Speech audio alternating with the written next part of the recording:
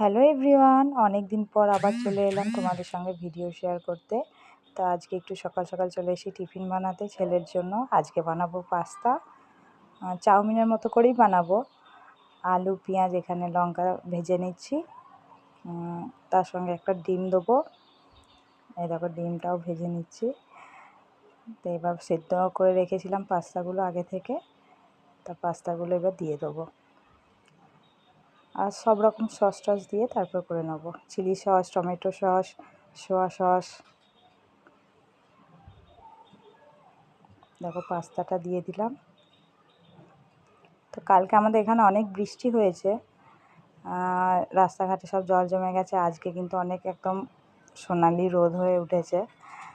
তো দেখো এখানে আমার পাস্তা সসগুলো দিয়ে মিক্স করে নিচ্ছি।